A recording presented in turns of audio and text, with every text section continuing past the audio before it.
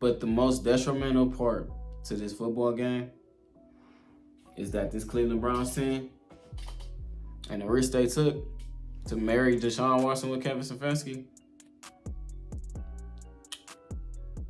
the question on if that was a good decision or one of the worst decisions this franchise can make remains to be answered. What's good with y'all, man? It's your boy Will back with another video, and today we have a very, very interesting video topic to get into, man. Cleveland Browns lose to the Pittsburgh Steelers. First thing first, y'all.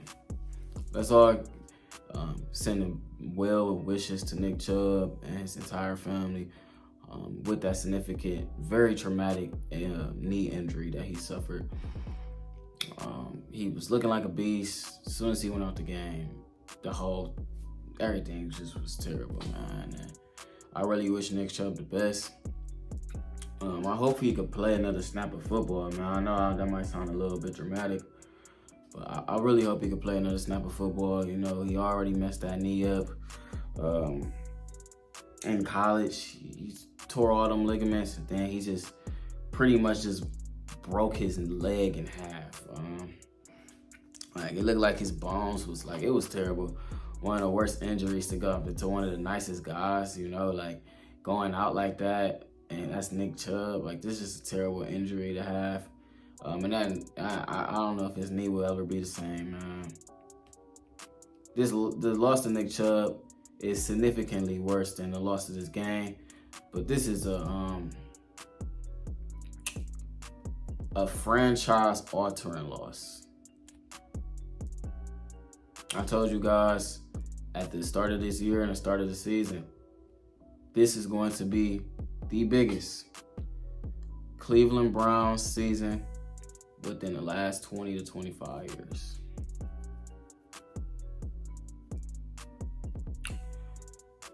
And for them to just lose Nick Chubb and to lay the egg that they laid on national television, probably their only national televised game,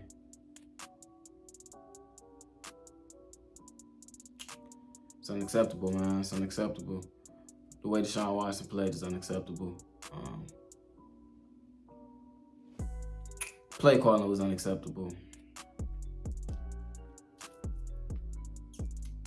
Shit unacceptable, y'all. It's just unacceptable. And now that we have lost Nick Chubb, I'm gonna make a separate video just essentially talking about Nick Chubb. But now man, if it was ever a time to answer that question on if Deshaun Watson's washed or not, Father Time's knocking on the door, man.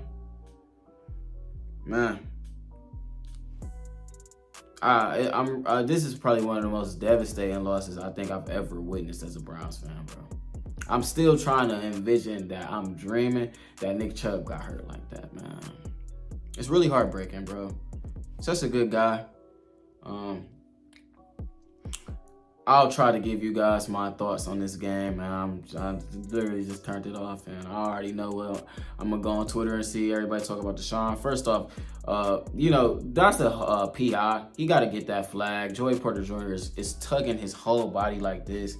He got to get that call, man. But you're on the road in Pittsburgh, and you know, most people don't like your quarterback for other reasons outside of Pittsburgh. You shouldn't expect to get those type of calls. Deshaun Watson got a blatant face mask call. That was completely uncalled. You know, you're playing football on the road. You get what I'm saying? You're playing football on the road, and we're playing football on the road. You should know what that comes with. We can't let that dictate the game. Can't let what happened to Nick Chubb dictate the game. Nick Chubb being injured did not affect this football game. We still got exactly how much I said, about 150 yards on the ground. We still got 150 yards on the ground, and his team still looked good, and still the rushing game was still there. Now, Jerome Ford only had a couple of big runs, but that's exactly what the Browns needed. He gave them more than enough light. Deshaun Watson, you can't fumble the football, bro. You can't fumble the fucking football, bro. Harrison Bryant should not have played as many snaps as he did. To drop 2 balls and have pretty much a pick 6 that pretty much decided the game from there. Not to mention Deshaun Watson and Jed Wills. I talked about this all offseason. I said I don't like the combination of Deshaun Watson and Jed Wills. I don't like the combination. What happens? Jed gets beats, gives up a strip sack. They go in for the score. Deshaun Watson, Jed Wills, and Harrison Bryant primarily gave up about what? 21 points. So I just can't understand it. I told you guys it was gonna be a defensive struggle. Told you guys it was gonna be a running the football type of day.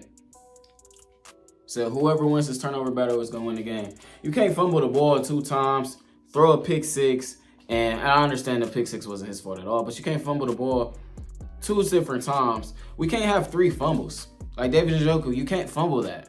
Like, we gave them this win. I came back and I said it's gonna be the Cleveland Browns beating themselves on the road.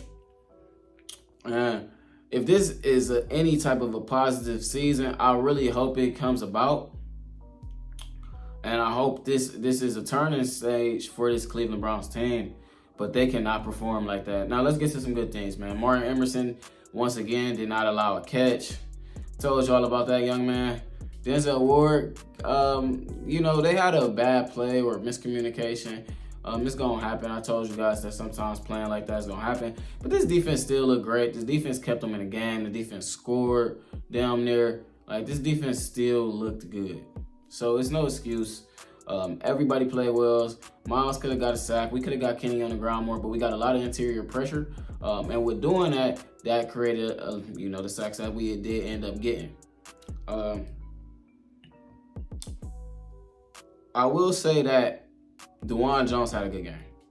I think he did not allow a single sack. Or actually, he did give up 1 sack to TJ Watt. But he, for the most part, had a good game.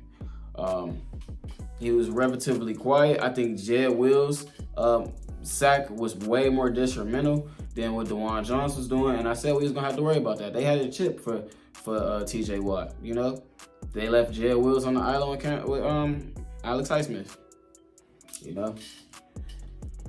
And Cooper played. So having Cooper out there and Cooper ended up playing, it's no excuse for this on the offense, man. It's no excuse. They didn't have Cam Hayward. We still got the rushing yards that we wanted to get. We got about like 150 on the yards on the ground. And I now present the uncomfortable question that is going to have to be answered if this shit look like this, y'all. I'm going to be real with y'all. As much as I love these players, and as much as I gas these players up, and much as I speak on their potential, if this offense continues to look like this, we're going to have a very, very tough conversation to be had. And the question is going to be asked, and it's going to have to be answered. Who's the problem? Kevin Stefanski? Alex Van Pelt? Or is it Deshaun Watson? That's the question that's going to have to be asked here. What's the problem with the offense? Is it the pass catchers? Is it the blocking? For one, Ethan Postick had a terrible game. Ethan Postick came up and gave up a couple of bad plays to Larry Ogunjobi. Got beat badly. He had a bad game from the interior aspect, which was really something that we didn't expect. Cam Hayward pretty much was there the way that Larry Ogunjobi played. Bryant Teller had a bad day. Him and Ethan Postick. So, when you got Wyatt Teller, Ethan Postick, and Jed Wills playing bad, that's where the issue is going to come in. At Dawand Jones and Joel Bitonio looked like the better 2 tackles on the entire offensive line. Watson, for one, can't give up all of those penalties to face masks. I can understand you trying to stiff arm, but get rid of the damn football, man. You can't fumble those balls twice. You got to hold on to the freaking ball, bro. You got to hold on to the ball. It ain't no excuse for that. And now, if there was ever a time for the whole world to be up on them, it is now. They sent you to Pittsburgh to die, and you folded. Now, if we get that PI call, maybe we go down and score, maybe we don't. But the game was lost way before that. When you fumble the football, You can't fumble the football like that. And it wasn't even punched out. He just dropped the ball. That's 1,000% on him. This loss is on Deshaun Watson. It's on Deshaun Watson. You can't have 2 fumbles. The pick 6 is not on him at all. But you can't have 2 fumbles and then also get called for 30 yards on 2 face masks. You know, like, you can't do that, man. You just can't do that. So he has to play better, bro. And we're going to have to figure out if this is him or if it's Stefanski. Now, the only reason that made me feel like it could be Stefanski is because Watson physically looks fine. He has flashes. You know, he has his moments. It's not like every ball is just terribly overthrown. It's not like he's just making bad reads. Like, nah, it wasn't none of that. This offense just doesn't look good.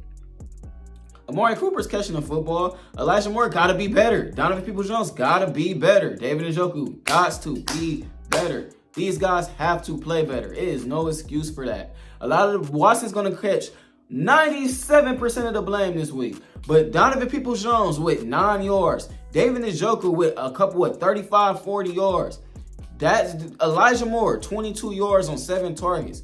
Stuff like that is going to go under and swept under the rug. They got to play better. They're not out there playing. They're playing a worse defense than they play in practice every week. They got to play better. There's no excuse for that, man. And this was a really disheartening loss, man. Really disheartening loss. Bright spot, Grant Delpit looks like he needs to be paid. Grant Delpit looks like he needs to be the highest paid safety in the league. Bright spot.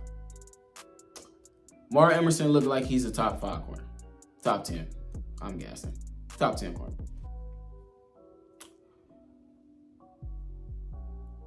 But the most detrimental part to this football game is that this Cleveland Browns team and the risk they took to marry Deshaun Watson with Kevin Stefanski,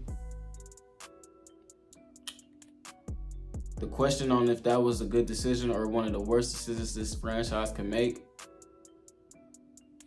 remains to be answered.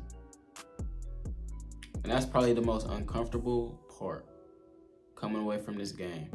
And not only does it remain to be answered, now it's microscoped because there's no Nick Chubb running the football no more for you guys. It's no more Nick Chubb. It's Stefanski, it's Watson, and we're going to be a pass first team. And we're going to have to see if these guys can answer the call. Welcome to Cleveland Browns football, man. Welcome to Cleveland Browns football. It's your boy Will, man. I'm out. Peace.